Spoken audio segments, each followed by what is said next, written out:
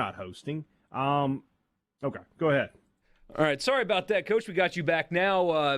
Let's just start all over. Did you ever, at any point after those back-to-back series losses, think that your team was headed in a negative direction, or did you always believe that they were going to pick it back up and win the conference like this? Well, of course, when that all happened, we had won 15 consecutive straight, and it only lost 3 times in the month of April, and 2 of those being on the last 2 days of that month. So certainly at that point, you're worried about how your team's going to respond to losing when you've won so many and so often. So, the injuries kicked in. We were kind of the chemistry and the lineup was just all messed up. But I really felt like that if we could get these guys back in there in due time, that we would start clicking again, just like we had prior to the injuries. And certainly that's what's happened since they've re-entered our lineup. We've won the last 2 series of the regular season, and a big part of it was their contributions in those series. Coach, big news for one of your players today. Tanner Hall brings home the Ferris Trophy as the top player in the state. Personally, I like seeing the best player on the best team win that award. Just, what kind of contribution has he made to your team? Obviously, we know what he does on the field. What is he like in the locker room and as beyond that? Well, he's a great teammate, just a great person. He's been an honor student for 4 straight semesters in his young academic career here. What he's been able to do and his development going from last year as a bullpen piece where he had 18 appearances, only had 1 start, but then in that Oxford Regional, really kind of exposing himself of who he had the chance to become. And it really never wavered off from that. When we came back in the fall, you could see the confidence, you could see the pitchability. And, that Friday night guy is such a great teacher, Michael, to the rest of your staff, and you hope they are in the way that they go about their business. And there's a reason why those guys take the ball on Friday, because they do things really, really well. And, with the way that Tanner goes about his business out there models exactly what these other guys that we want him to do. I mean, he's got 89 innings pitched. He's got 120 strikeouts to only 10 walks. I mean, those stats in itself are just remarkable. But it's a credit to him and his confidence level, his pitchability, his presence on the mound, and all that just leads to the leadership that he has both on the field on game days when he's pitching and in the locker room or on the field on game days when he's not pitching. He's that type of person.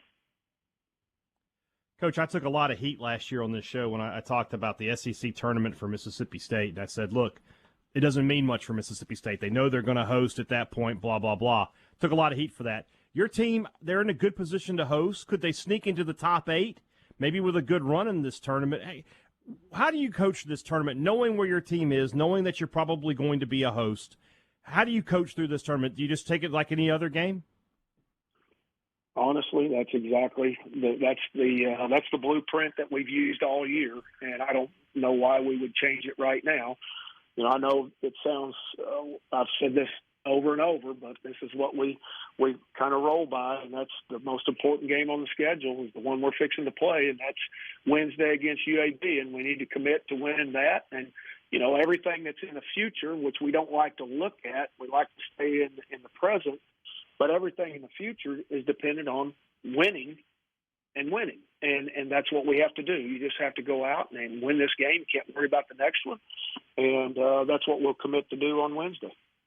So I would ask you about projections and regional hosting and stuff like that, but I know what your answer is going to be, so I will ask you about this. We often in our business make a whole big deal about playing on home fields. And, I mean, your fan base really showed out this year. Always ranked in the top 25 in attendance, but this year better than most.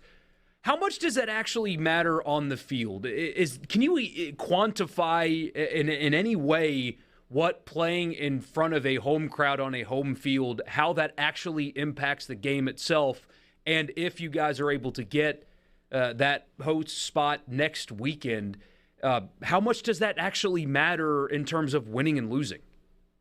Well, I think it makes a big difference. Of course, if you have 6,000 fans and they're sitting on their hands and they got their mouths shut, then it's not much of a difference. But if you have the great fan bases that all three of us have in this league, that enjoy the game, the atmosphere, they get engaged, they bring the energy, then certainly it's an advantage to the home team.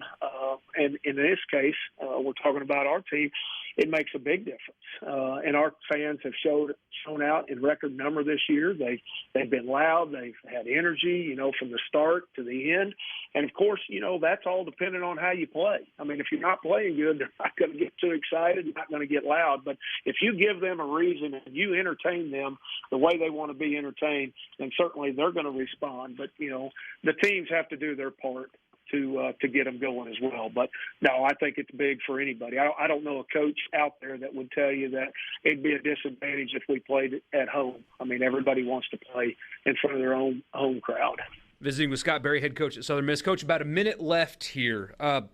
You win the Conference USA. Has it sunk in yet that this will be the last time that you played the schedule or a similar schedule like the one you did next year? It's the Sun Belt. What do you think about the change, and have you really thought about that throughout the season, that, hey, this is the last time you're going to see Marshall and Texas San Antonio and Middle Tennessee, and it's an entirely new slate next year in conference play? No, I really haven't. I kind of live by, you have to have an opponent play. And certainly this, like you said, this is our last year in Conference USA. I've made a lot of good friends, all these coaches that we compete against week in, week out for the past few years, or we all become close and very competitive people. But, I can't be more proud of our team and going out the last year that we are in this conference. We've been in it a long time, and honestly being able to establish ourselves as one of the top teams, if not the top team in the conference over the past few years, where at one time Rice was that team. That was that program when they entered that everybody was trying to chase and catch, and real proud that our program has become that. And more importantly, Michael, just the consistency that we've brought year in, year out, and enabling us to be there too.